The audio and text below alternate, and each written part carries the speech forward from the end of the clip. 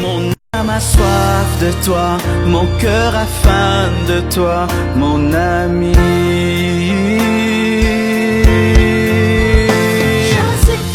Je suis triste, je meurs, mon ami.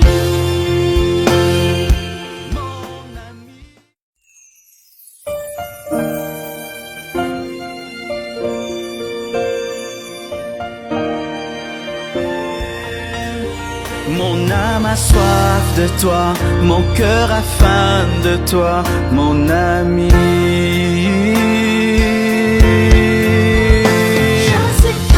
Je suis triste, je meurs.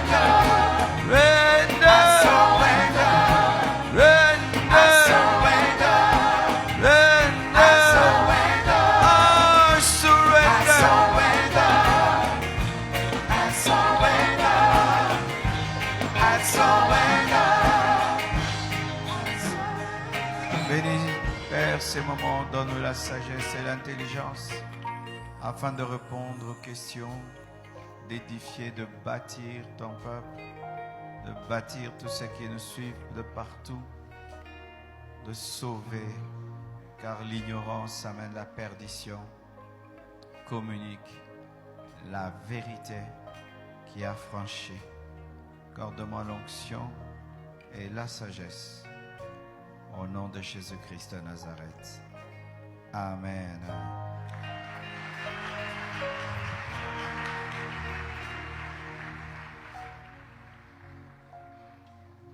Alléluia. Je vous salue au nom de Jésus. C'est sûr que vous êtes étonnés de ma tête. Ça fait, je crois, 6 ans que je n'ai pas coupé mes cheveux, alors il fallait que j'aère mon cuir chevelu. Amen. Pour qu'il respire et ça commence à me donner des pellicules le temps que ça repousse. Donc, les cheveux, ce n'est pas l'onction. Je ne suis pas Samson. Amen. Il y a des gens qui croient que les cheveux, c'est l'onction. Et d'autres laissent pousser les cheveux pour avoir l'onction. Non, frère. Elisabeth azena libandi, mais elle n'est pas quoi. Amen. Donc les cheveux, ce n'est qu'un style. Amen. Tu peux avoir le style des cheveux, de la barbe. Dieu n'a rien à voir dans tout cela. Amen. Parce que je trouve que certains sont distraits, quoi. Pasteur Asike, Zakanga. Mais je devais prendre soin de mon cuir chevelu. Gloire à Dieu. Même pour ceux qui sont sur Internet, parce qu'ils aiment bien poser des questions comme ça. Pourquoi tu as coupé les cheveux? Ah, frère, même ça, je dois répondre. Alléluia. Alors, voici ce qu'on va faire. C'est sûr qu'il y a beaucoup de... Je vous ai salué? Pas encore. Bonsoir. Il faut toujours saluer les gens avant de leur parler. Amen. C'est mal poli. Bonsoir. C'est sûr qu'il y a beaucoup de questions, je ne saurais répondre à toutes, alors je vais répondre à une partie aujourd'hui et puis vendredi parce qu'on a 2 jours de Papa dis-moi tout. Alors je vais d'abord expliquer la vision de Papa dis-moi tout parce qu'il y a plusieurs doctrines et nous sommes une église qui voulons enseigner. On ne veut pas seulement l'effervescence à l'église, On veut que les gens, quand ils viennent à l'église, qu'ils sachent ce qu'ils sont en train de faire. Alors,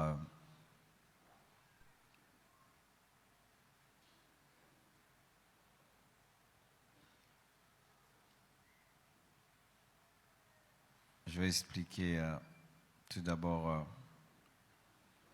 parce qu'il y a des gens qui disent n'appelez personne père, n'est-ce pas? Vous connaissez le verset, non? Qui connaît le verset? N'appelez personne père. Alors, je vous le donne le verset.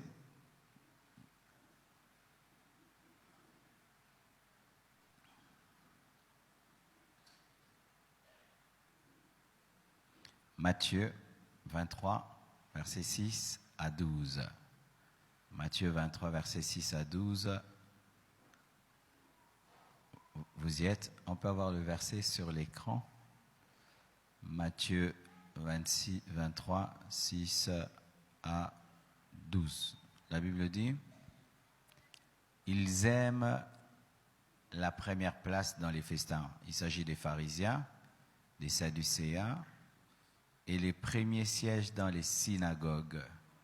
Ils aiment à être salués dans les places publiques et à être appelés par les hommes rabbi, rabbi, qui veut dire maître.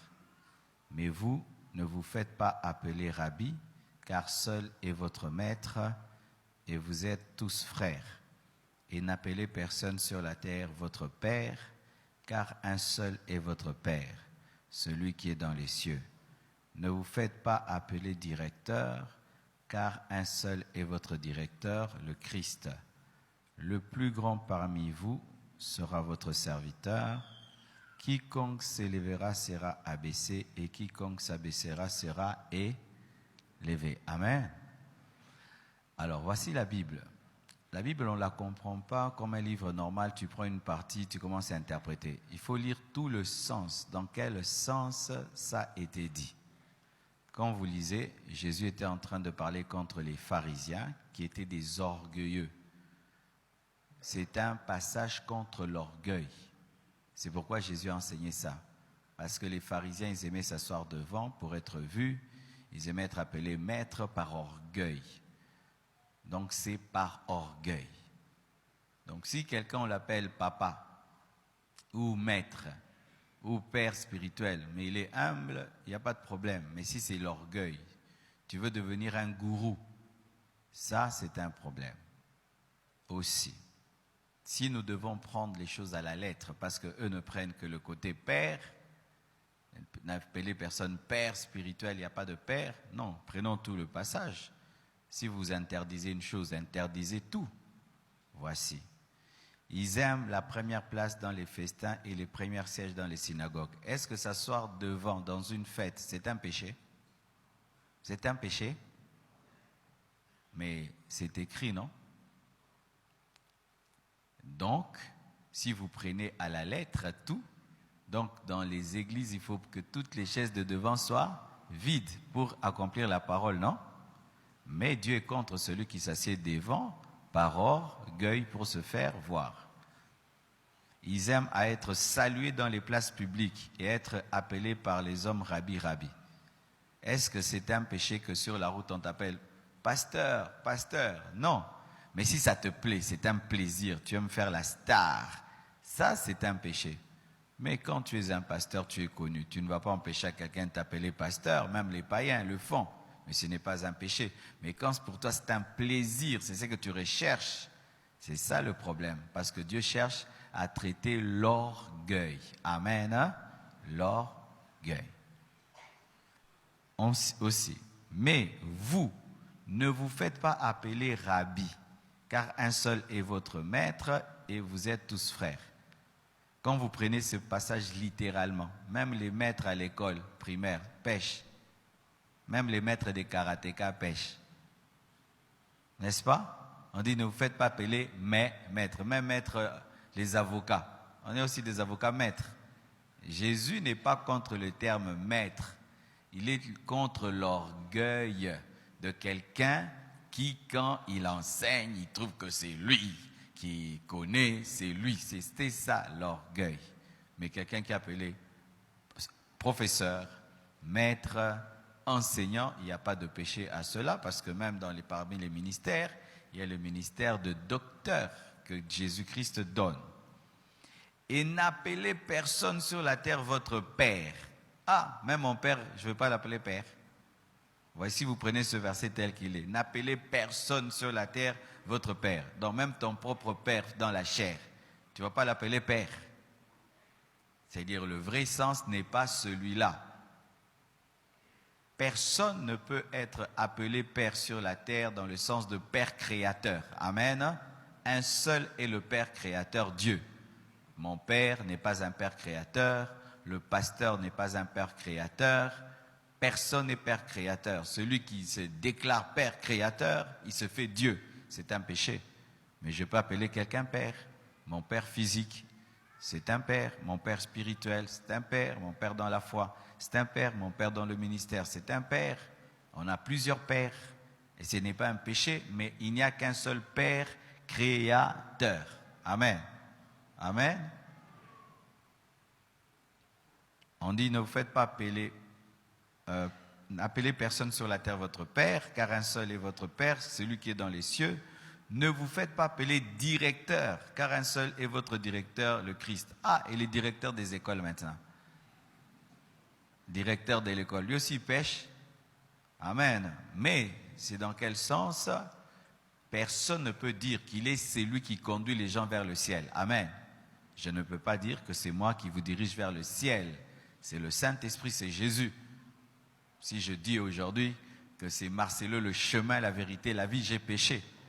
Mais si quelqu'un est directeur d'une banque, directeur dans une société, il n'a pas péché, il est directeur. Amen. Ne lisez pas la Bible en la prenant au mot sans comprendre l'esprit de la lettre, sinon ça tue. Le plus grand parmi vous, maintenant écoutez la conclusion, le plus grand parmi vous sera votre serviteur. Donc le but c'était quoi? C'était l'humilité. Parce que parmi les disciples, il y avait de la compétition, de la rivalité. Le message qui était là, c'est un message d'humilité. Quiconque s'élèvera sera abaissé, quiconque s'abaissera sera élevé. Amen. Pour prouver cela, 1 Corinthiens 4, verset 15. Parce que, ah papa, dis-moi tout. On ne peut pas dire quelqu'un papa dans l'église. Il n'y a pas de papa à l'église, seul Dieu est papa. Vous voyez? Il y a toujours des impolis spirituels qui trouvent des révélations. 1 Corinthiens 4, verset 15. La Bible dit ceci. 1 Corinthiens 4, verset 15. Car quand vous auriez 10 000 maîtres en Christ, Paul reconnaît qu'il y a des maîtres en Christ. Est-ce qu'il ne connaissait pas Matthieu 23? Il connaissait. Car quand vous auriez 10 000 maîtres en Christ, vous n'avez cependant pas plusieurs pères, puisque c'est moi qui vous ai engendré en Jésus-Christ par l'évangile. Paul dit qu'il est le père spirituel des Corinthiens, que c'est lui qui les a engendrés dans l'évangile. Il a péché contre Matthieu 23. Lorsque la Bible se contredit, donc tu la comprends mal. Amen. Donc dire père spirituel n'est pas un péché. Père dans la foi n'est pas un péché. Le péché, c'est lorsque on prend la place de Dieu, il y a l'orgueil, le culte de la personnalité, on change un homme en Dieu, c'est le péché. Mais quelqu'un qui te prêche, tu étais païen, tu t'es converti par lui, c'est ton père dans la foi, tu n'étais pas dans le ministère, il te forme, et puis tu commences le ministère, c'est ton père dans le ministère. Amen, mais il n'est pas ton Dieu. Amen. Il est digne de respect, d'honneur, mais il n'est pas digne d'adoration. Amen. Donc là, c'est pour parler du terme papa. Papa. Amen. Maintenant, dis-moi tout. Acte 20, verset 26. Pourquoi nous avons dit « dis-moi tout » ? Parce que rien n'est fait au hasard. Acte 20, verset 26 à 27. Acte 20, verset 26 à 27. La Bible dit « C'est pourquoi je vous déclare aujourd'hui que je suis pur du sang de vous tous, car je vous ai annoncé tout le conseil de Dieu sans rien en cacher. » C'est ça, dire tout. C'est dire laver les mains. Un homme de Dieu doit laver les mains. C'est-à-dire que si tu vas en enfer, c'est ta faute. Je t'ai tout dit. C'est ça, dire tout. Parce que des fois, dans les églises, il y a des choses qu'on n'ose pas dire, ça va déranger, ça fait honte, les fidèles vont partir, les partenaires vont partir, on cache des choses. Mais Acte 20, versets 26 à 27 nous dit, c'est pourquoi je vous déclare aujourd'hui que je suis pur de votre sang. C'est-à-dire, prêcher la vérité, c'est laver les mains. Amen. Hein? Pourquoi? Comment on lave les mains? Car je vous ai annoncé tout le conseil de Dieu sans rien en cacher. Car il y a des choses qu'on peut cacher quand on prêche. Tu te dis, ah, ça si je leur dis, ah, ça si je leur dis, ça si je leur dis. Et là, tu ne dis pas tout et tu as un jugement sur ta tête. Amen. Donc, lorsque vous allez poser des questions, je vais tout dire. Amen. Hein? Alors, s'il y a des gens qui ne supportent pas qu'on dise tout, vendredi prochain, ne venez pas. Amen. Hein? Parce que moi, je dis tout. Amen. Parce que la Bible dit tout ce qu'elle doit dire. C'est pourquoi nous avons dit, papa, dis-moi tout. Moi, pas à eux. Moi, dis-moi. Dis-moi. Parce qu'il y a des gens qui viennent écouter ce qu'on dira aux autres. Et j'aime pas des gens qui posent des questions. Pasteur, ce n'est pas moi, hein, c'est quelqu'un que je connais qui a ce problème. Non, non, garde ta question pour toi-même. Amen. Il y a des gens comme ça, c'est sa question, mais il pose la question comme si c'est la question du voisin. On connaît déjà ça, ça ne marche pas. Nous savons que c'est toi. Ah, bah qui tient c'est bébino, hein? Comme ça, bah konzi. Bon matin. Amen, c'est prophétique. Amen, c'était une parenthèse importante. Luc 9, versets 18 à 20. Pourquoi je n'ai pas amené un enseignement où je dis je veux prêcher ceci, cela? Parce que Jésus, quand il prêchait, des fois, il avait un enseignement qu'il donnait, mais la plupart des temps, les enseignements de Jésus, c'était des réponses à des questions. Jésus, quand il enseignait, il répondait à des questions et c'est ce qui a fait l'évangile et qui a fait les enseignements. Luc 9, versets 18 à 20.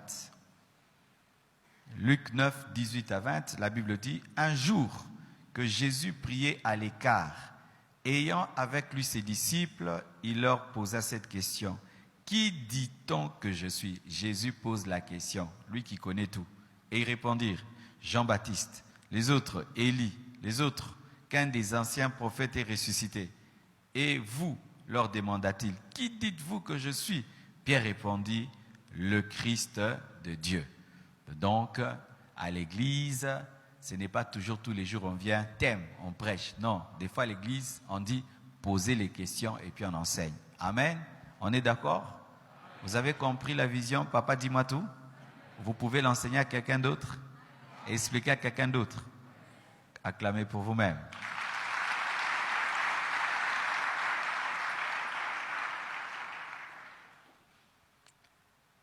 Ok. Alors, aujourd'hui, dans Papa, dis-moi tout, c'est réservé aux célibataires, hommes et femmes, réservé aux fiancés et réservé aussi à toute autre personne qui veut être édifiée. Mais d'abord, c'est pour elle parce que dans nos familles, on n'a pas le temps de nous enseigner ces choses. Pas seulement pour les fiançailles, le mariage, aussi l'intelligence de la vie. Amen. Hein? Pour venir aussi pour l'intelligence de la vie. Donc tu peux aussi, au lieu de poser seulement des questions sur l'homme de ta vie, la femme de ta vie, tu peux poser la question comment devenir riche, comment commencer une entreprise, comment. Là où je ne sais pas répondre, dans un autre jour, papa, dis-moi tout, je vais inviter un chef d'entreprise qui va venir vous enseigner comment on commence une entreprise. Donc ça va devenir toute une vision pour former les gens. On va commencer pendant un temps ici à l'église, après on va commencer à sortir. Amen. En soi, c'est parmi les bébés que je suis en train d'enfanter. Amen. Donc il y a Papa, dis-moi tout que je dois enfanter. Je dois aussi enfanter des cultes spécialement pour les couples et les mariés.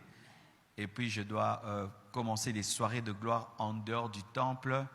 Pas seulement attendre Équilibre 2019 pour faire des grandes choses dehors, mais aller dehors, louer une belle salle, prêcher, impacter Kinshasa. Mais aujourd'hui, on lance Papa, dis-moi tout. Amen. Alors, j'ai quelques questions qui m'avaient déjà été posées sur Internet. Je vais répondre dessus et puis je vais revenir à cela. Amen. Voici une question qui m'a été posée. Pasteur, tu avais dit que tu ne vas plus vendre les livres. Comment maintenant tu vends les livres? Amen.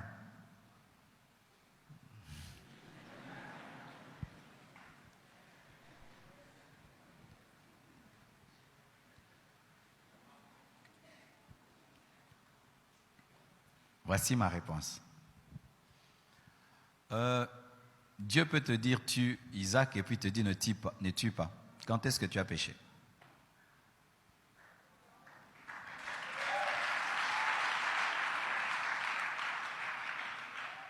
Je suis sûr que toi, quand Abraham allait n'est pas tuer Isaac, te dire tu as péché, Dieu avait dit tue. Voici ce que je veux dire, parce que c'est papa, dis-moi tout. Dans la marche avec Dieu, tous les jours, Dieu va te tester. Tester quoi? L'obéissance. Par exemple, tu peux manger de tous les arbres du jardin, sauf, tu vois? Il veut voir si tu es capable d'obéir là. Assis-toi partout, sauf sur cette chaise. Il dit à Moïse, parle au rocher, frappe le rocher. Vous savez que Dieu, au début, avait dit avant à Moïse, frappe le rocher. Et puis il avait frappé, il n'y avait pas de problème. Après, un jour, il lui dit, ne frappe pas, parle. Moïse a frappé, Dieu dit, tu n'entres pas. Dieu, tous les jours, teste. J'étais passé par une période où, quand le ministère a explosé, j'avais des contrats d'argent avec beaucoup de sociétés d'entreprises. Et le Seigneur trouvait que j'étais en danger dans le domaine de la cupidité. Et il a voulu tuer cela en moi pour garder mon cœur de la cupidité. Et il m'avait dit, ne fais plus rien payant. Ce n'est pas seulement arrêter des livres, de vendre les livres que j'ai fait. J'avais des contrats avec des grandes compagnies de la place où quand je prenais mon téléphone, je dis que Dieu vous bénisse, que cette journée soit glorieuse. À la fin du mois, j'ai 5 000 $. J'avais des contrats avec certaines entreprises. J'écris seulement, à la fin du mois, j'ai 2 000 $. Et puis Dieu m'a dit, ça non. Et ça, jusqu'à aujourd'hui, je n'ai plus refait ce contrat. J'ai refusé. Le jour que je leur ai dit, Dieu ne m'a pas convaincu, ils étaient étonnés parce que c'était beaucoup d'argent facile. Mais Dieu m'a dit non. Et pour les livres, Dieu voulait me tester. Il m'a dit, prends tes livres, offre-les.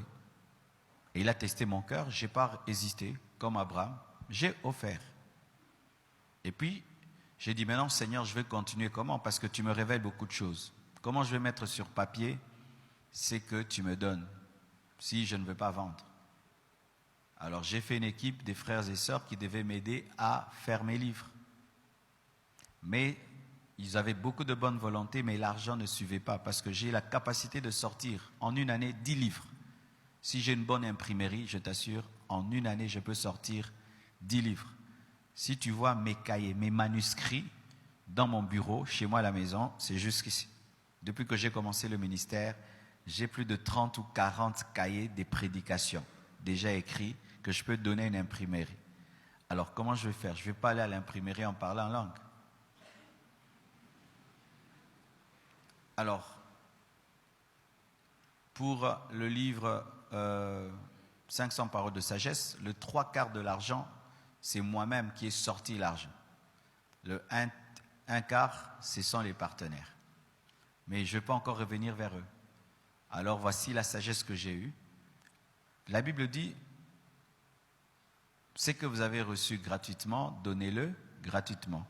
Alors comme je n'ai pas reçu les papiers gratuitement, je le vends. Amen. Et l'imprimerie, je n'ai pas reçu gratuitement, je vends. Pour continuer à produire. Mais pour penser aux pauvres, parce que lorsque Dieu a envoyé Paul servir, il lui a dit, n'oublie pas les pauvres. Et je suis conscient qu'il y a des frères ici qui sont incapables d'acheter un livre à 10 $, 20 $, parce que pour certains, 10 $ c'est rien. Mais je sais que certains ici, 10 $ c'est beaucoup. Alors j'ai fait aussi un site 3W, vous pouvez même mettre ça sur le tableau, comme ça ils écrivent ça, www.marcelotunasibooks.com. Alors, quand vous allez sur ce site-là, vous allez trouver mes 3 livres gratuits. Tu cliques, tu mets ton email seulement et tu as le livre gratuitement dans ton ordinateur et dans ton téléphone. Ce qui fait que c'est gratuit et c'est vendu. Sur Internet, c'est gratuit Et c'est gratuit, c'est facile parce que ça ne coûte pas. Mais en papier, ça coûte beaucoup parce que je produis mes livres à Paris, à Sepec. Et eux, là-bas, après que tu aies produit, il faut que ça vienne à Kinshasa. Il faut le bateau. Ça fait 40 jours dans le bateau. Donc, ça fait de l'argent. Amen. Hein?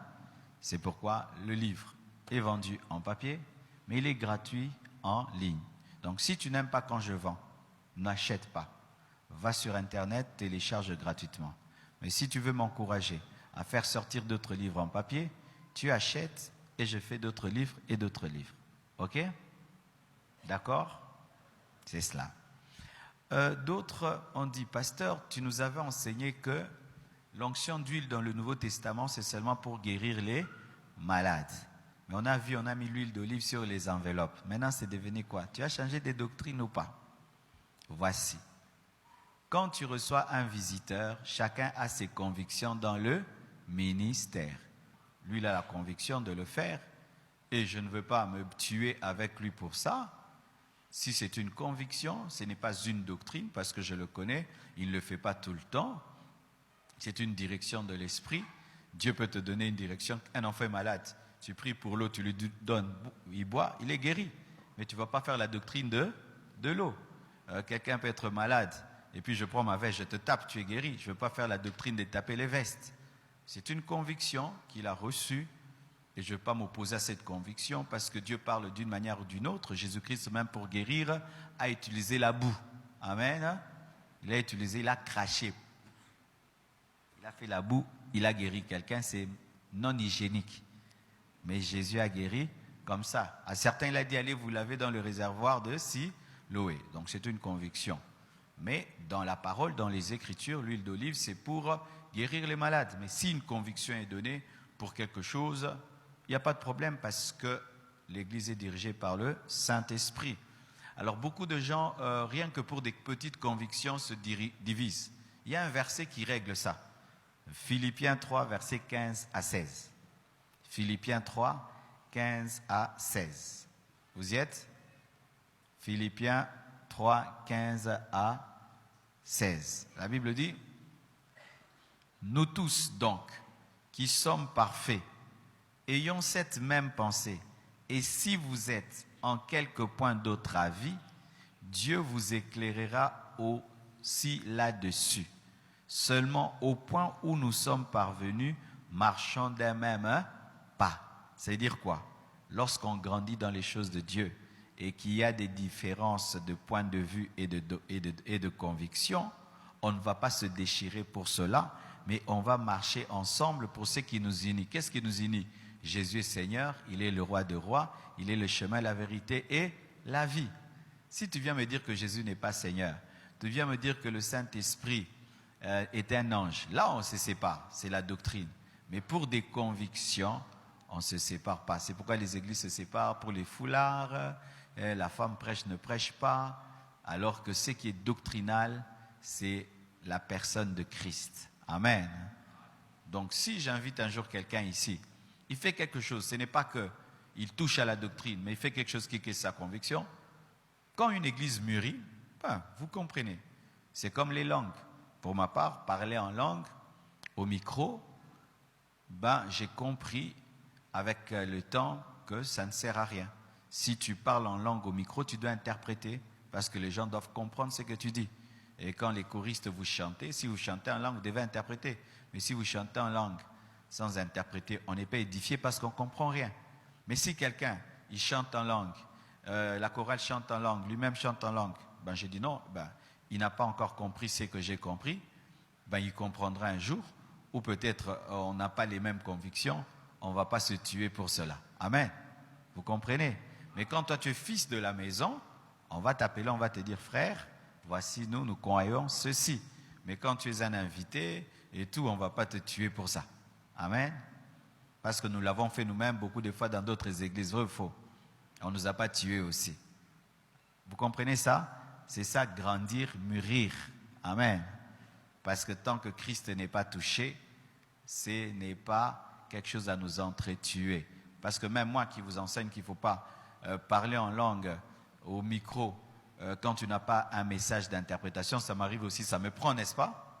Hein, ça me prend, mais je reviens parce que si je parle en langue, je dois interpréter quand c'est en public. Mais si c'est pour toi-même, tu peux parler en langue. Pour toi-même, comment je fais? Si je veux parler en langue, je sens que ce n'est pas une prophétie, un message, je fais ça. Que c'est un message, je prends, je parle en langue et puis j'interprète. Amen. D'accord? Encore une autre question. Pasteur, vous avez dit que vous ne mettrez plus vos photos sur les affiches. Je n'ai jamais dit ça. Dieu n'a rien contre mon visage parce que c'est lui qui l'a créé. Amen. Mais Dieu était contre des grosses photos. Amen. Hein? Ou grosses photos, moitié de l'affiche, 3/4 de l'affiche et tout. Mes fils, comme il y a des pasteurs, mes fils qui sont ici, nous à la Compassion, on ne fait pas des affiches avec un pasteur, moitié de l'affiche ou 3/4 de l'affiche. Non.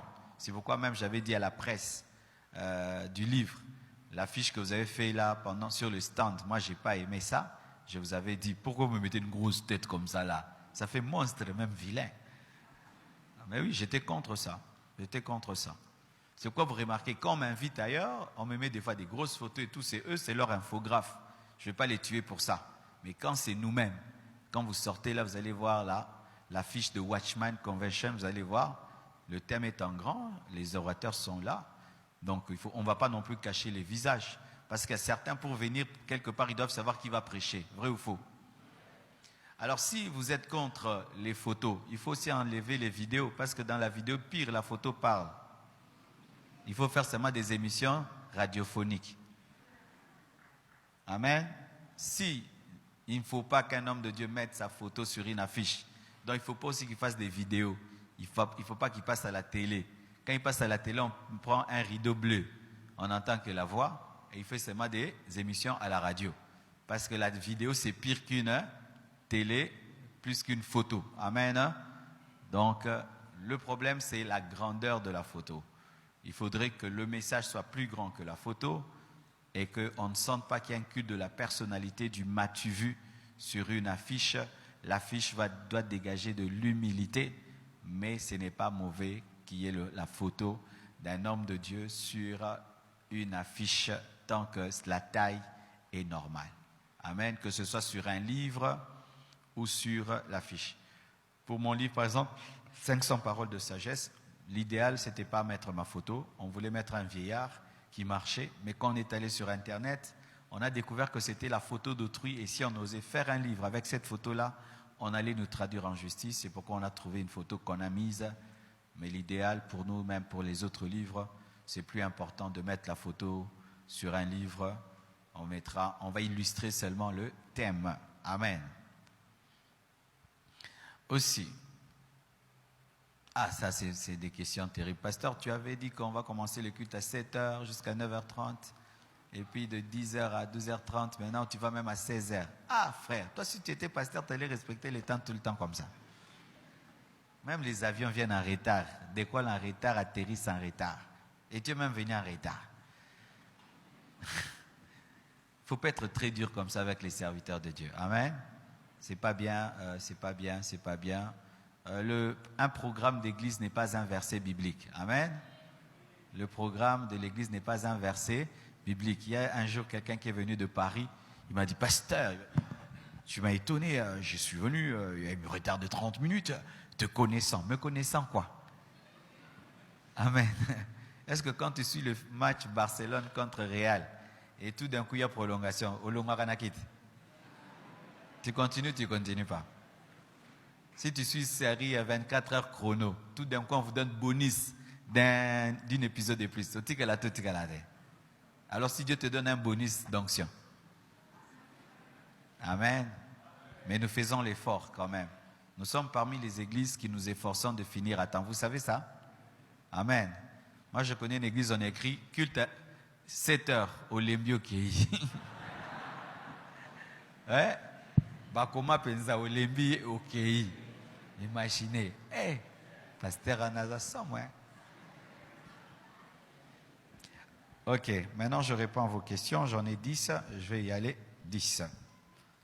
questions sur l'aspect de la vie courante. Que Dieu bénisse la presse, c'est très bien. Au lieu de nous donner des papiers manuscrits, vous avez bien écrit. C'est ça l'excellence que nous aimons. 1. Comment doit faire une personne qui se convertit mais qui auparavant avait épousé 2 femmes? Est-ce que c'est ta question ou la question de quelqu'un d'autre? Ça, c'est pas ta question. Là, tu es seulement venu m'embrouiller. Je dois répondre à ça? Oh, tu veux épouser 2 femmes?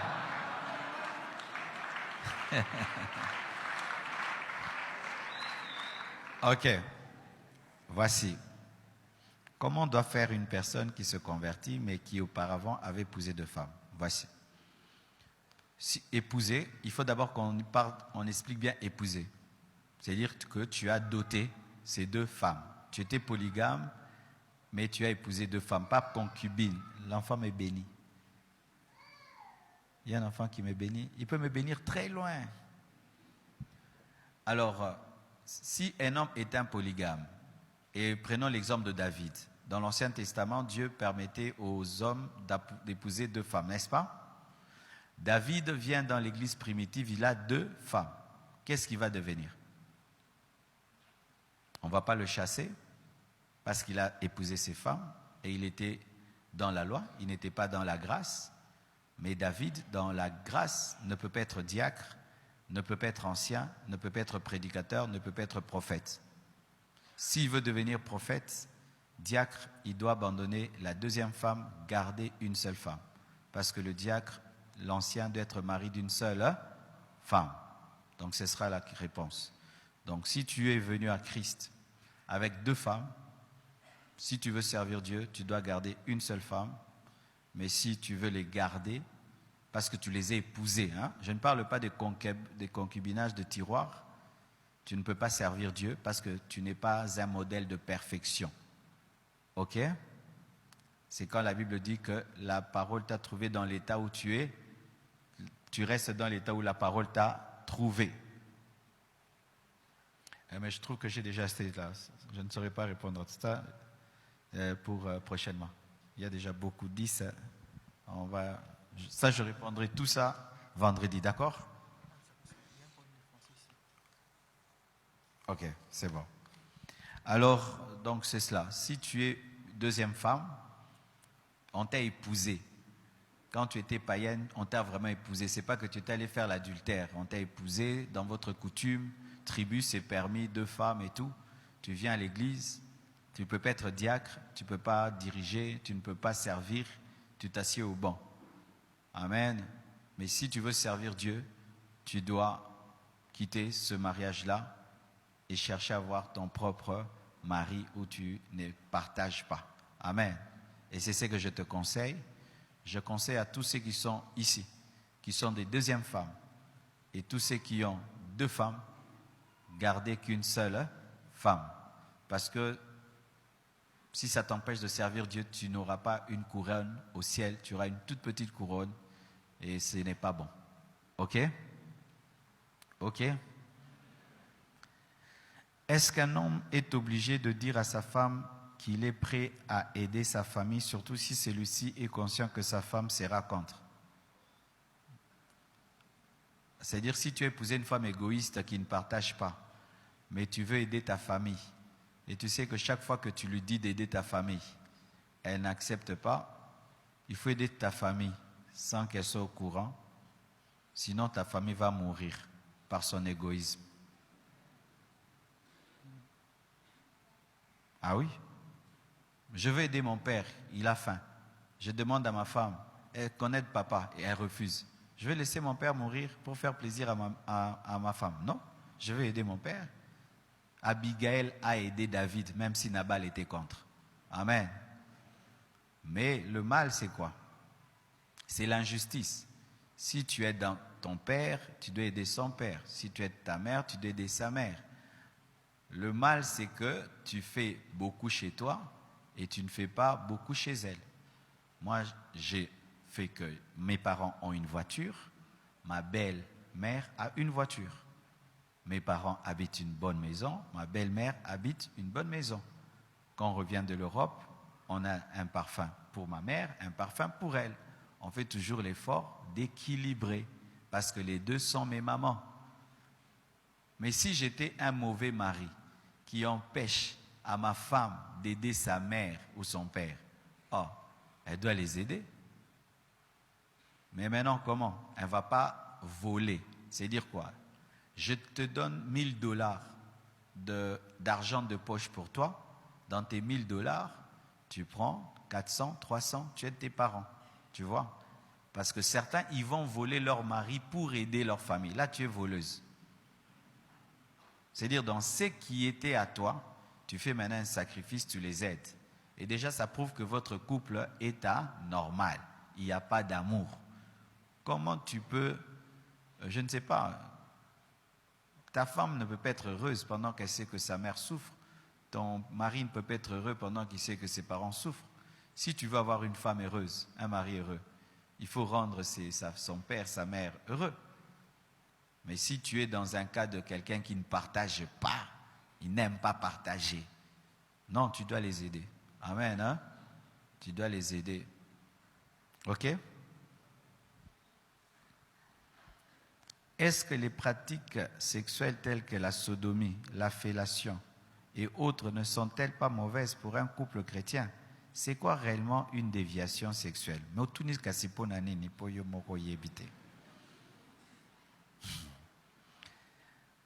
Voici. Qui a moins de 10 ans, 18 ans, lève les mains. Moins de 18 ans. Levez les mains. Ah, vous avez tous plus de 18 ans? Ok. Ah. Ben, moi j'avais 15 ans, je connaissais tout ça. Hein? Et je crois qu'en ces temps-là, il n'y avait pas l'Internet, mais on connaissait déjà beaucoup. Donc aujourd'hui, c'est sûr que ces jeunes de 15 ans, ils connaissent plein de choses. Voici d'abord la définition de ce que vous dites. Le cunnilingus. Cunnilingus, c'est lorsque l'homme lèche la partie intime de la femme. Fellation, c'est lorsque la femme met dans sa bouche la partie intime de l'homme. Sodomie, c'est lorsque l'homme, au lieu de connaître la femme par le moyen vaginal, la connaît par le moyen anal. C'est ça la définition de ce qu'on vient de dire. Alors, ce qui est normal et qui ne crée aucun problème, c'est la voie vaginale, où l'homme connaît la femme par la voie vaginale. Mais pour ce qui est de la fellation, cunnilingus, sodomie, il y a beaucoup de problèmes dans les couples parce que, comme il n'y a pas de verset clair à ce sujet, il y a tout un débat. Voici le débat. Il y a le débat de ce qu'on appelle les libres penseurs.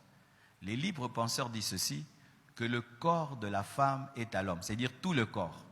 C'est-à-dire si on te donne tous les corps, tous les corps. Et eux, ils disent que l'homme et la femme dans le mariage peuvent tout faire tant qu'ils ne se font pas mal et tant qu'ils ne se donnent pas des microbes. Mais il y a d'autres maintenant qui sont stricts, qui disent qu'il faut seulement la voie vaginale. Voici. Dans le domaine du mariage, on ne peut pas venir ici dire « faites ceci, faites cela, faites ceci ». C'est de telles questions, on y répond au bureau. Amen. Ça se répond au bureau. Mais voici ce que je peux vous dire de manière générale. Tout ce qui n'est pas le produit d'une conviction est un péché. C'est-à-dire quand tu fais la fellation, le cunnilingus, la sodomie, après tu demandes pardon, donc ta conscience te reproche, c'est un péché, ne le fais pas. De deux. Tout ce qui détruit le corps, le temple du Saint-Esprit est un péché. Si quand tu fais ça, ta femme, elle tombe malade, elle a des hémorroïdes ou il y a des maladies dans la bouche chez l'homme, herpès et tout le reste, donc comme ça donne des maladies, donc ça détruit le temple du Saint-Esprit. Aussi, tout ce qui se fait en imposant à l'autre, l'autre ne veut pas, toi tu veux, c'est de l'égoïsme. Et souvent, les chrétiens tombent dans ces choses-là à cause de la pornographie. Quand ils regardent des films pornographiques et ils veulent faire ça à leur femme, ils veulent ça. Mais la femme là que tu regardes dans des films pornographiques, certaines prennent des médicaments, d'autres, elle est une prostituée, elle est habituée à faire ça tous les jours, tout le temps. Maintenant, tu vas prendre une jeune fille qui n'a jamais fait ça depuis toute sa vie. Depuis tu as regardé un film, tu veux. Il y a un homme, par exemple, qui voulait faire ça à sa femme. Il a dit, ok, moi si je veux prendre une grosse banane et puis on va voir chez toi, ça te fera quoi? L'homme a fui. Alors ça veut dire ceci. Lorsque homme, toi tu veux faire des choses à ta femme, pose-toi la question, si tu étais une femme, tu aimerais qu'on te fasse ça? Voici le principe. Lorsque la Bible n'écrit pas les choses clairement, comment tu peux connaître la volonté de Dieu? 1. La paix. Quand tu sens qu'il n'y a pas la paix, fais attention. 2. Quand il n'y a pas l'amour, fais attention. 3. Quand il y a la violence et la brutalité, fais attention. Nous entendons, c'est vrai, qu'il y a des femmes qui aiment la brutalité, qu'on leur fasse des choses brutalement. Souvent, ce sont des femmes qui ont des problèmes psychologiques. Ouais, quand l'homme est doux,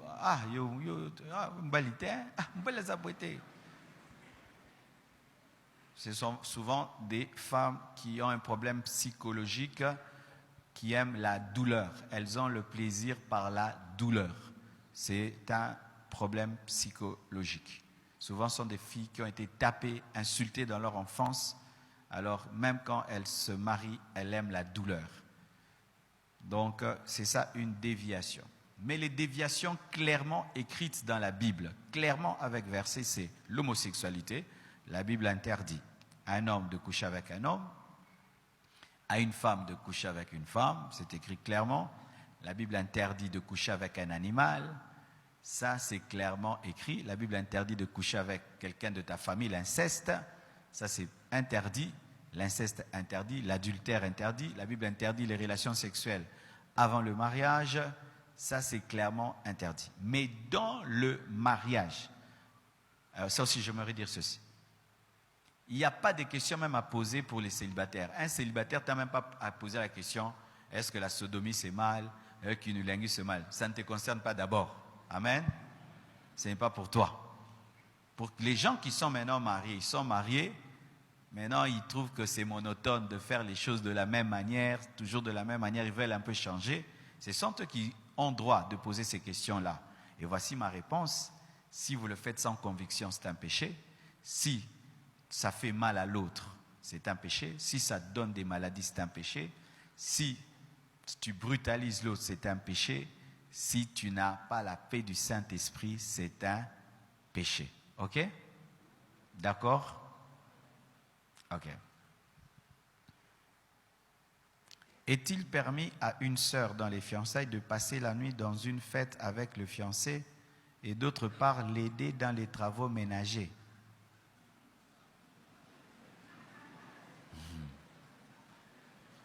Maintenant, après que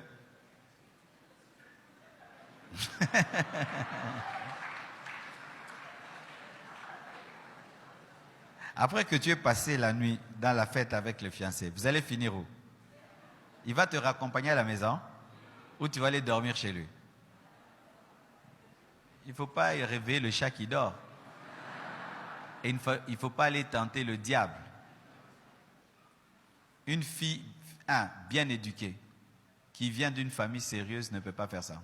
Moi, ma fille, elle va dans une fête avec un fiancé, et puis quoi, elle va... je vais prendre la voiture, je vais vous chercher. Ça prouve déjà qu'il y a un problème de famille, un problème d'éducation, et tu n'as pas de personnalité. Une fille qui se respecte a déjà une heure précise, elle doit quitter une fête. Elle n'attend pas manger ou boire. Quand c'est 20h, elle doit rentrer à la maison. Ok? C'est la gourmandise aussi qui fait que vous direz dans les fêtes. Osez la lopele, olia.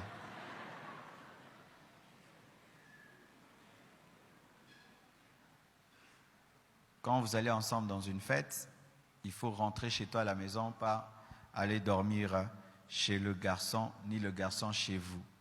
Ça, ce sont des choses qu'on regarde dans les films, ce n'est pas la Bible. Amen. Il ne faut pas tenter le diable. Amen. Ne nous induis pas en tentation. Est-il permis à une sœur dans les fiançailles de passer la nuit dans une fête avec le fiancé? Non. Il faut rentrer à temps. Parce que même si vous ne faites rien, on va vous soupçonner. Vrai ou faux? Parce que des fois, il n'y a rien. C'est dire que vous êtes retrouvé là jusqu'à 2 heures, l'insécurité, rentrer. Mais les gens peuvent penser des choses. Alors, il faut quitter la fête à temps. Et un homme sérieux fait que la fille rentre à temps. Et d'autre part, l'aider dans les travaux ménagers. Donc, le garçon a une maison et toi, tu vas chez lui pour arranger. Je peux faire ça pour tester si elle est propre ou si elle sait travailler ou préparer. Mais pas tout le temps.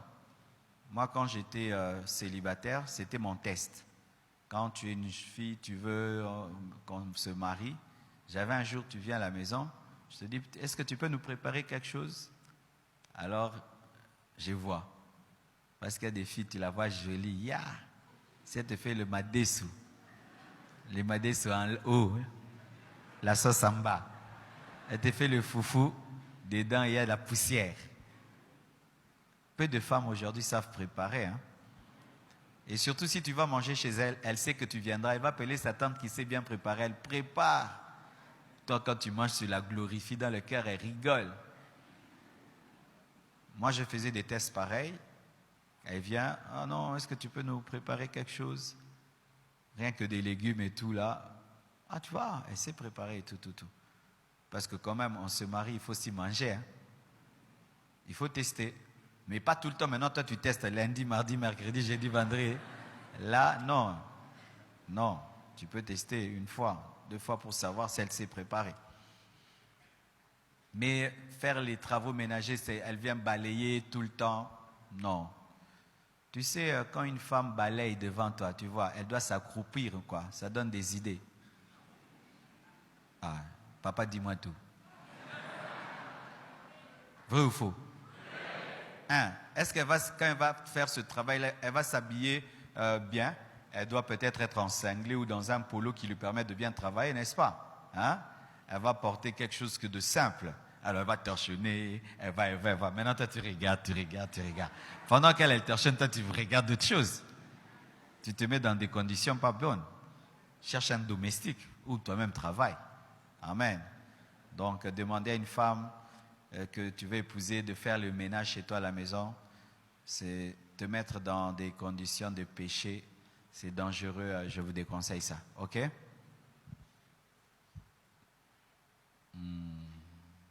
Permettez-vous des relations à distance, 2 villes ou 2 nations différentes? Oui, pour un début. Relation, c'est dire d'amitié et des fiançailles au début. Vous pouvez vous rencontrer sur Facebook ou au téléphone, ou vous êtes rencontré à Kinshasa, lui il a voyagé, toi tu es resté. Vous pouvez continuer à causer, parler, mais ça ne doit pas rester au niveau du téléphone et à l'étranger. L'un de vous doit rejoindre l'autre pour vivre ensemble. Parce qu'au téléphone, on a toujours une belle voix. Amen.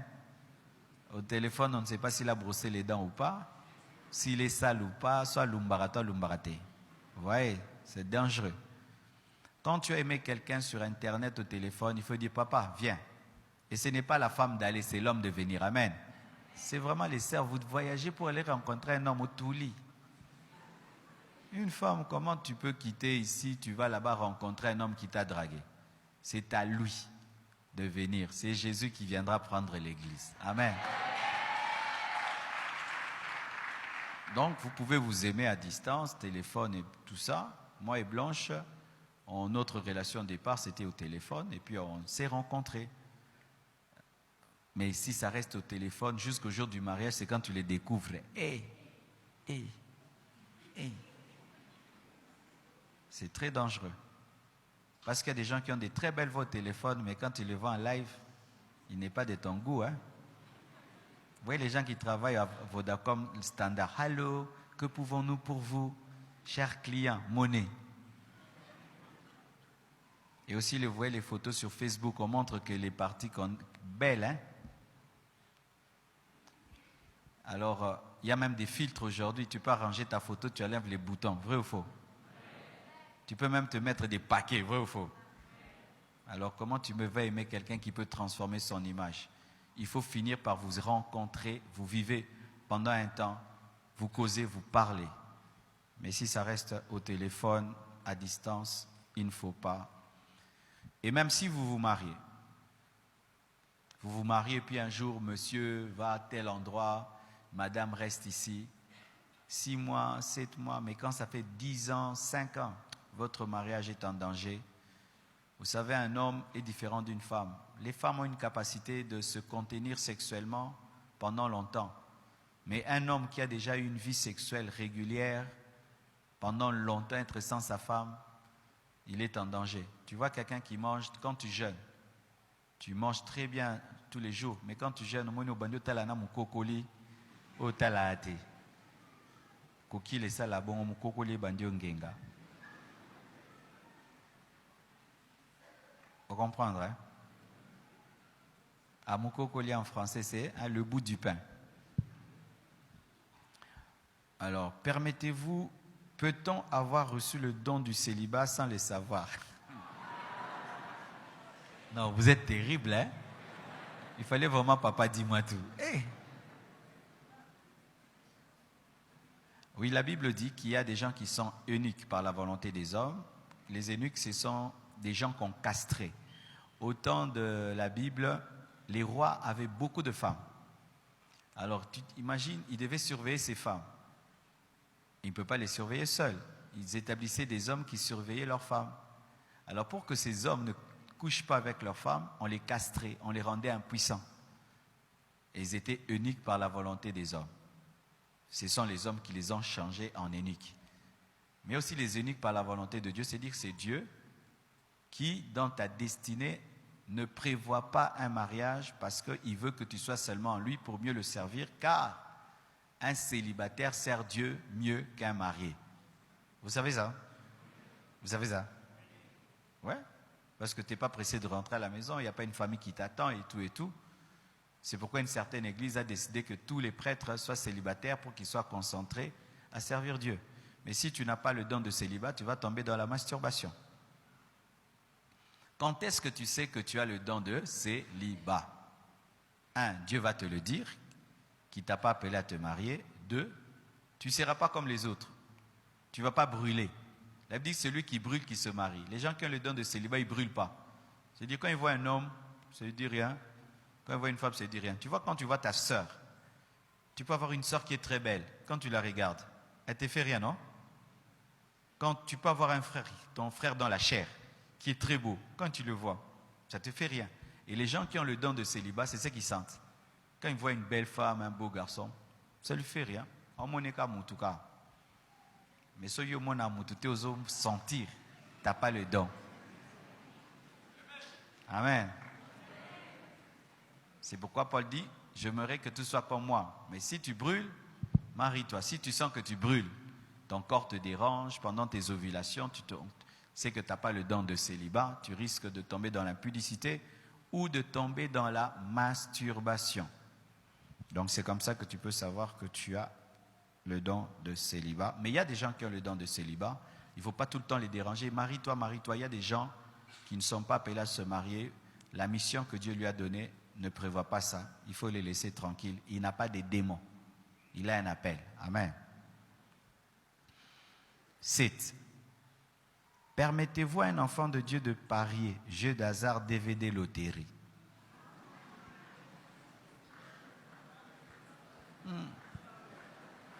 Causa pasteur, ils ont passé. Hein? Déjà, vous avez parlé du hasard.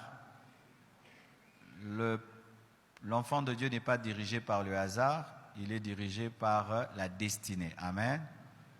Je prie et je demande à Dieu et il me donne. Mais je ne veux pas faire PMU et tout le reste, le loto ou tout là. Dieu est contre ça. Parce que là, tu t'attends pas à lui. Mais pour ce qui est de DV Loterie, ce n'est pas que du hasard dedans, c'est ceci. Nous voulons aider 100 Congolais à venir aux États-Unis. On ne peut pas prendre tout le Congo, n'est-ce pas? Alors, nous avons besoin de 100. Alors, les Congolais viennent, ils sont à 1000. Alors, sur les 1000, on va faire quoi? Examiner les dossiers. Et les bons dossiers sont retenus. Moi, je ne trouve pas que c'est de là du hasard, c'est que ton dossier était bon. C'est tout. C'est comme le visa. Quand on va demander le visa, est-ce que c'est un hasard? Quand tu arrives, à certains on donne le visa, à d'autres pas, on regarde ton dossier et on trouve que ton dossier, toi tu partiras pour de bon, toi tu rentreras. Et toi on te donne, et à l'autre on ne donne pas. Mais je dois dire sincèrement, je ne sais pas très bien comment fonctionne le DV Loterie pour bien répondre à cette question, parce que j'ai tous mes visas que j'ai eu à l'ambassade, ce n'est pas par le DV Loterie. Je suis allé, j'ai déposé seulement mes dossiers. Ils me ont dit, monsieur, venez, vous avez votre visa. Je n'ai pas fait ça, je n'ai pas trop de renseignements dessus. Pour ceux qui savent, c'est comment? Il y a du hasard dedans? C'est comment? C'est-à-dire, on sélectionne les meilleurs dossiers? C'est ça? Si c'est sélectionner les meilleurs dossiers, ce n'est pas du hasard. Mais si c'est vraiment fico, fio, là c'est le hasard. Amen. Donc je vais aller faire des recherches et vendredi prochain, je reviendrai. L'enfant là me bénit toujours. Il n'y a pas moyen que, même derrière, il y a les micros qui arrivent là-bas. Maman, tu entendras très bien, parce que les bruits s'entrent dans le micro et on met nos vidéos sur Internet dans le monde entier. On veut quelque chose de qualité. Alors, je vais aller me renseigner sur les DV Loterie, mais de base, les jeux de loterie, plutôt les jeux de hasard, ce n'est pas pour les chrétiens, parce que notre destinée est dirigée par le plan de Dieu. Amen. Pasteur, et j'allais oublier de vous donner un conseil. Vous savez que beaucoup de Congolais, vous ne voyagez pas à cause de l'ignorance. Il y a des gens qui vous bouffent l'argent. Ils vous disent qu'eux, ils ont des relations privilégiées au niveau de Schengen et de l'ambassade. On ne les connaît même pas là-bas. Mais oui. Par exemple, si tu vas aller au Canada, les dossiers du Congo sont traités au Kenya. Maintenant, ce Congolais-là, il connaît quelqu'un au Kenya. Il te dit, donne-moi $2000, je vais t'emmener au Canada, alors que lui-même n'a jamais été au Kenya. Ils se servent de votre paresse et de votre ignorance pour vous bouffer de l'argent. Tu vas aller en Europe, voici ce que tu fais. Tu vas sur Internet ou tu vas à l'ambassade, tu remplis tout ce qu'on te demande, les conditions. Tu mets ton visa, plutôt tu donnes ton passeport et tout ce qui est demandé, tu présentes et tu attends, on t'appelle, tu as reçu, tu as obtenu, tu n'as pas obtenu, point barre. Mais si quelqu'un te dit, donne-moi, mettons si le visa est à 100 €, il te dit, donne-moi 3000 €, je vais te faire voyager. Il ne va pas donner 3000 € là-bas, il va prendre les 3000 €, il va les mettre dans sa poche, il va payer les 100 € qu'on demande, et sur les Simbi, ça fait que c'est lui qui a gagné, et il bouffe l'argent, parce que toi tu es ignorant, tu trouves que l'Europe c'est tellement le paradis que tu ne crois pas que tu peux y aller toi-même. Tu veux aller en Europe, va toi-même à l'ambassade, réponds aux conditions, point barre, c'est tout. Oh non, comme toi tu vas souvent en Europe, fais-moi voyager. Comment je vais te faire voyager? Je n'ai pas de relation avec l'ambassadeur. Et si un ambassadeur fait voyager des gens tout le temps, mais on va l'enlever du boulot. Amen, hein? Donc ne comptez pas sur des hommes pour voyager. Tu pries, tu remplis les dossiers, tu présentes, tu attends. Si ça passe, ça passe, ça passe pas, tu vas essayer prochainement. Amen. Pasteur, est-ce vrai que la taille du pénis est un facteur de satisfaction? Voici ceci. C'est vraiment tout un mythe. Autant il y a plusieurs sortes d'hommes et il y a plusieurs sortes de femmes. Par exemple, tu chausses 40 et tu trouves une chaussure 40. Tu es bien dans la chaussure, vrai ou faux?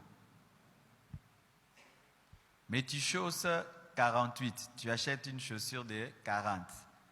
Tu seras à l'aise? Pour chaque type de femme, il y a des types d'hommes. Les hommes qui n'ont pas une grande taille, Dieu a créé pour vous des femmes qui ne sont pas très profondes et très larges. Des femmes qui sont profondes et larges, Dieu a créé des hommes pour vous. C'est pourquoi il faut prier, pas essayer. Sinon, tu vas essayer 1000 fois. Tu vas essayer 1000 fois. Ah, ça marche pas. Il n'a pas la taille, il a la taille. Il n'a pas la taille, il n'a pas la taille. La sœur qui filme, n'ayez pas honte, vous me distrayez. Regardez-moi. Nana Epsurouya.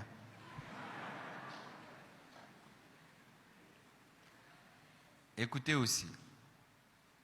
Le mythe de la taille du pénis, c'est un mythe. Hein? Ce sont des histoires chez les gens. Plus c'est grand, plus ça donne du plaisir. Non, un homme peut avoir un grand, il ne sait pas l'utiliser. Vous ne voyez pas des gens costauds comme ça, du kofi karakouï. Quelqu'un peut avoir un grand, mais il ne sait pas l'utiliser. En quelques minutes, il a tout fini. Alors que ce qui donne le plaisir, ce n'est pas la taille, c'est la durée. C'est celui qui peut durer longtemps. Quelqu'un qui a une taille moyenne, mais qui dure, est mieux que celui qui a un grand, mais en une seconde, il a tout fini. Vous comprenez? Vous comprenez, hein? Alors, souvent les femmes, elles sont dans ces idées-là de grands. Certaines femmes n'aiment pas les grands parce que ça fait mal. Quand tu n'as pas un corps pour un homme qui a cette taille-là, au lieu qu'il te donne du plaisir, tu auras mal. C'est pourquoi en matière de mariage, il faut prier. Seigneur, conduis-moi vers la femme de ma vie parce que Dieu sait comment il t'a créé et sait comment il a créé. Mais pour les femmes aussi, une femme peut, elle est vierge, elle n'a pas connu d'homme.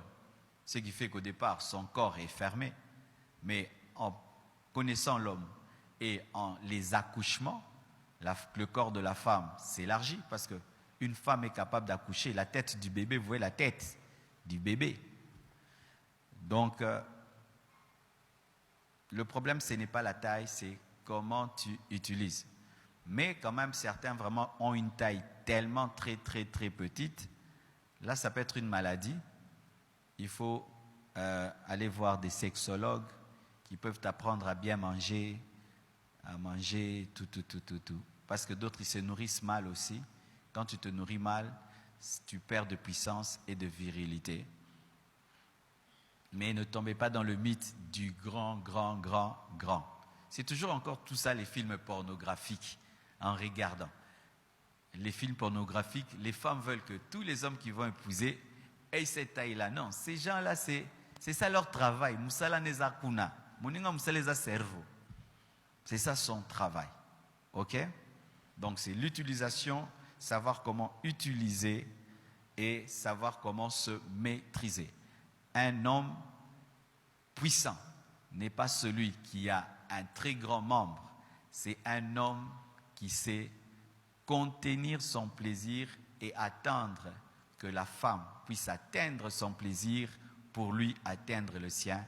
Car beaucoup d'hommes, eux, ils atteignent avant et ainsi la femme reste là, lui, il est craché. Vous comprenez, hein? Alors, c'est pourquoi je déconseille à vous, frères qui êtes célibataires, la masturbation.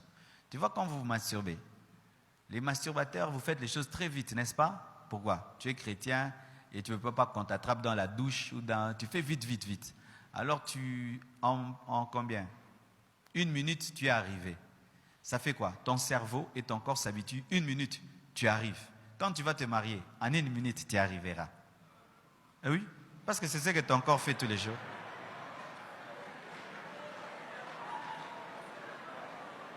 C'est-à-dire que ton corps est déjà mal habitué. C'est comme quelqu'un qui prend tout le temps du piment.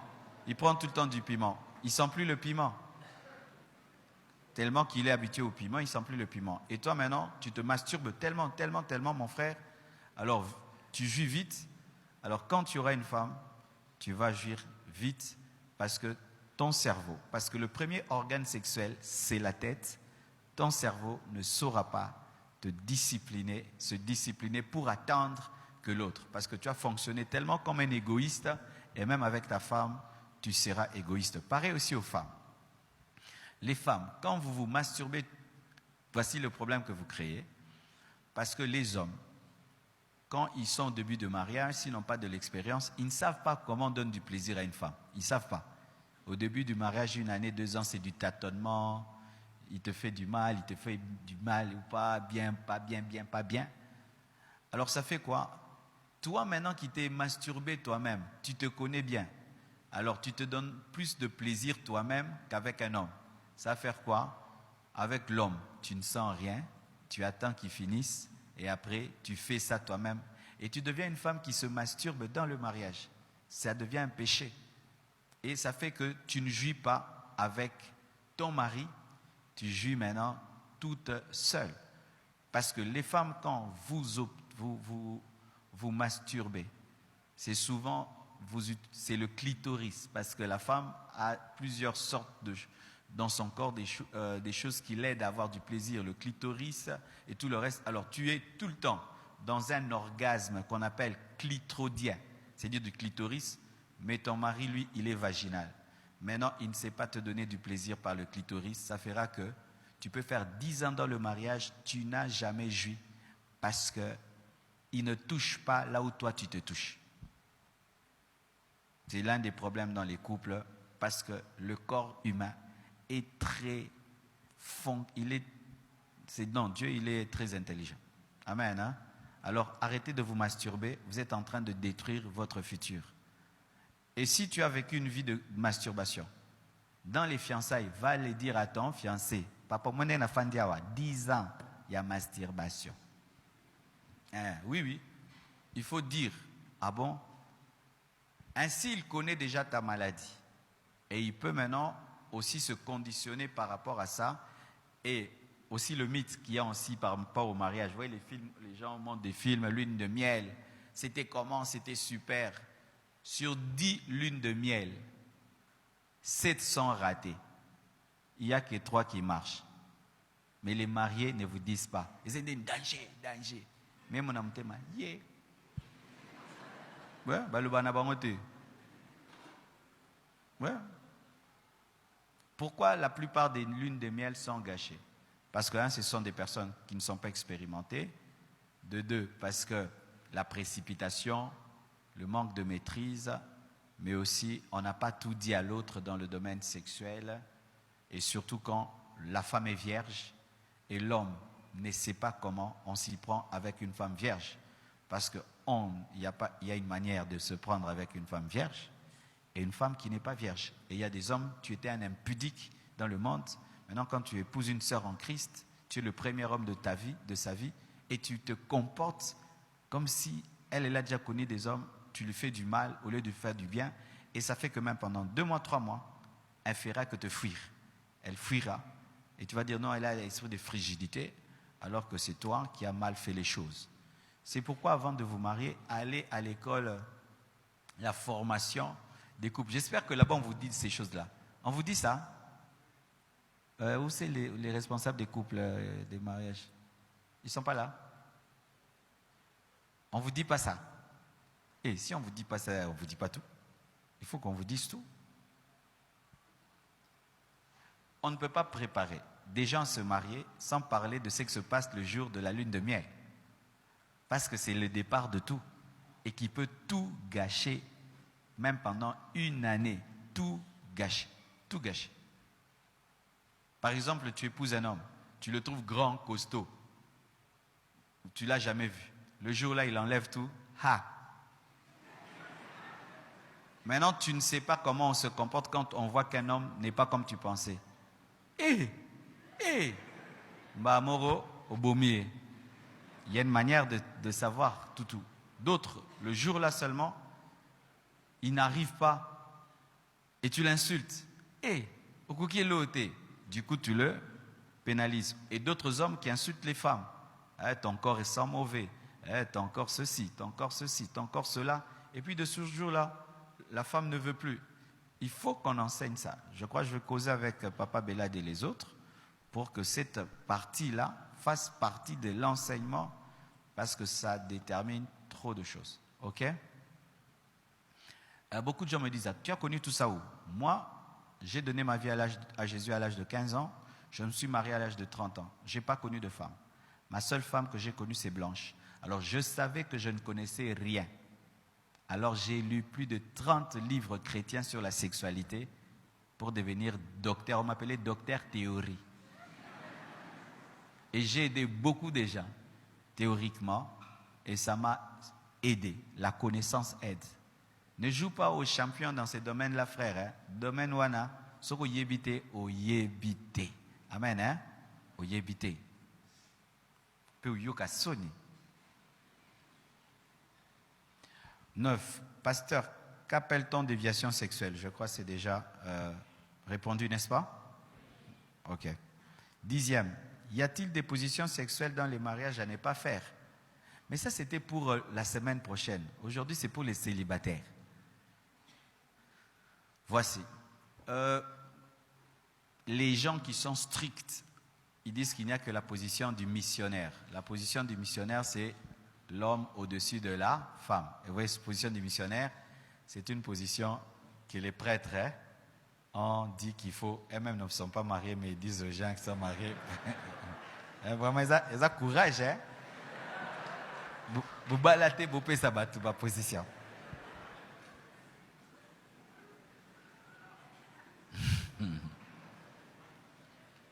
Et vous savez pourquoi il dit ça? C'est la soumission. La femme doit être soumise. Donc l'homme doit être au-dessus de la femme, c'est la soumission.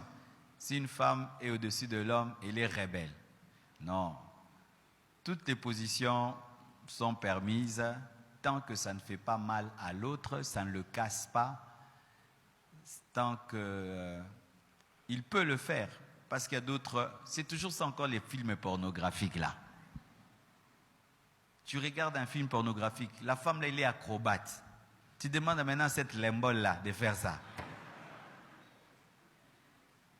D'autres, cet homme là dans le film là, il est costaud, fort, il peut te transporter. Tu demandes à un ringalé de te transporter. Ayobe la cardiaque à Koufi. Faites ce que vous pouvez. Mais voici, la monotonie dans le couple tue le couple. Il y a des couples qui font les choses toujours de la même manière, 20 ans, toujours pareil. C'est comme l'osona pondu, et bah il s'arrêta et ça a bien. Il faut varier, il faut toujours de l'invention, de l'ingéniosité, sans pour autant faire à l'autre ce qu'il ne veut pas, ce qu'il ne croit pas, ce dont il n'est pas convaincu. Retenez toujours ce principe-là, mais il y a plusieurs manières de le faire. Tout dépend de vos compétences et vos capacités physiques et aussi pas toujours au même endroit. Vous faites toujours dans la chambre, ça fatigue, n'est-ce pas? Il faut, des fois, vous allez même vous louer un hôtel, donc plusieurs endroits. Ça fait que votre mariage est toujours neuf, mais n'allez pas le faire dehors. Parce que maintenant, il y a des gens en Europe qui font tout partout comme des chiens. Il ne faut pas imiter cela. Donc, il n'y a pas de position fixe, mais évitez de vous faire mal, de faire des choses que l'autre n'aime pas. Et aussi, beaucoup d'Africains, ils font ça dans les noirs. Non, ça, c'est pas bien. Vous éteignez les lampes. Il y a un A qui vient toujours de quelque part là-bas. Un frère A.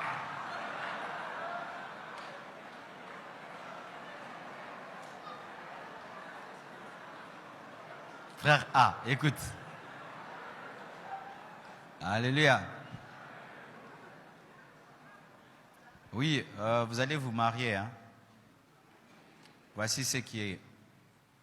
Quand vous éteignez les lampes, tu n'as pas l'opportunité de voir la beauté de ton mari et de ta femme, parce que cela aussi participe. Tu n'as pas le temps de voir son regard, tu n'as pas le temps... Parce que tout ça, ça fait partie de la sexualité. Alors quand vous éteignez les lampes, c'est comme deux inconnus qui sont en train... Donc, vous avez honte de vous. Alors que dans la Bible, on dit que Adam et Ève étaient nus et ils n'en avaient pas honte. Ok? Mais souvent, quand les gens se vieillissent, vous voyez, vous atteignez 50 ans, 60 ans, tout est tombé, les choses sont plus belles comme avant. Souvent, les gens qui ont pris de l'âge, ils aiment éteindre pour ne pas voir les rides, les vergitures, les ventres ballonnants, les Michelin. Tout ça, ils cachent. Mais quand vous êtes jeune, si vous bâtissez déjà votre couple sur la honte, tu ne peux pas être avec ton mari, ta femme, dans la lumière, face à face. Vous avez déjà un problème d'intimité et ça ne sera pas de haut niveau. Mais voici, ce n'est pas tout le monde qui a le même niveau de courage. Il y a des hommes très courageux et des femmes très timides, des femmes très courageuses et des femmes timides. Si toi tu es un homme courageux, tu ne vas pas imposer à l'autre la lumière. Laisse-le progressivement s'habituer à toi. Et si tu es une femme courageuse, tu ne vas pas imposer du coup. Dans le mariage, le principe c'est l'amour. Ne pas imposer à l'autre, aller progressivement. Et souvent, il faut trouver le milieu. Celui qui aime le noir évolue, il va vers la pénombre. Au lieu que vous fassiez dans les noirs ou dans la lumière, mettez l'abat-jour. Comme ça, c'est noir et clair et pas honte et honte. Vous comprenez ça? Parce que beaucoup de discussions dans les couples sont autour des choses bêtes. Éteins la lampe, n'éteins pas. J'aime pas la climatisation, j'aime. J'aime pas le ventilateur. Vous savez ça? Vous savez ça? Ah oui, dans les mariages. Tu vois, comme tu es célibataire, quand tu aimes le ventilateur quand tu dors, non? Tu peux épouser une femme, quand il y a le ventilateur, elle tombe malade. Tu vas faire quoi, man? Tu vas accepter de dormir dans la chaleur pour qu'elle soit en bonne santé ou imposer qu'un ventilateur. Il y a des gens, quand ils dorment dans la lumière, ils ne peuvent pas dormir. Mais d'autres, s'ils dorment sans lumière, il a peur. Maintenant, tu épouses une femme qui a peur quand il fait noir. Tu vas faire quoi? Le mariage, c'est un lieu de sacrifice.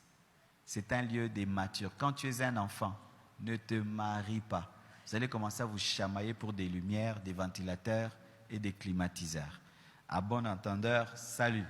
Que Dieu vous bénisse abondamment.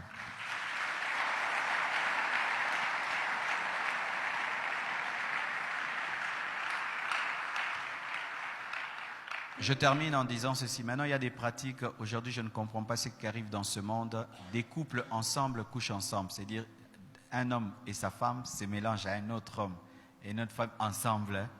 Ils partagent leur femme, ils partagent leur mari, la communion de l'amitié. Vraiment, ne faites pas ça. Amen. Hein? C'est du péché. C'est un domaine réservé à vous deux. Amen. Et aussi, évitez ces choses d'aller dire dehors ce que vous faites dans votre chambre. Moi et mon mari, on fait ça. Moi et ma femme, on fait ça. Non, les choses de la chambre se cachent. Amen. Il ne faut pas les dire, mon mari n'y arrive pas, ma femme n'y arrive pas. Mon mari fait bien, ma femme fait bien. En disant trop ce que ton mari te fait bien, tu peux pousser une femme à l'envier. Et en disant tout le temps ce que vous vivez, tu peux pousser un homme à aller tenter ta femme. Gardez les choses pour vous. Et quand même tu veux donner un conseil à quelqu'un, parle de manière standard. Amen. Je vous ai parlé de manière standard. Il ne faut pas venir exposer ta vie sexuelle devant les gens. C'est ta vie personnelle. Amen. Que Dieu vous bénisse abondamment.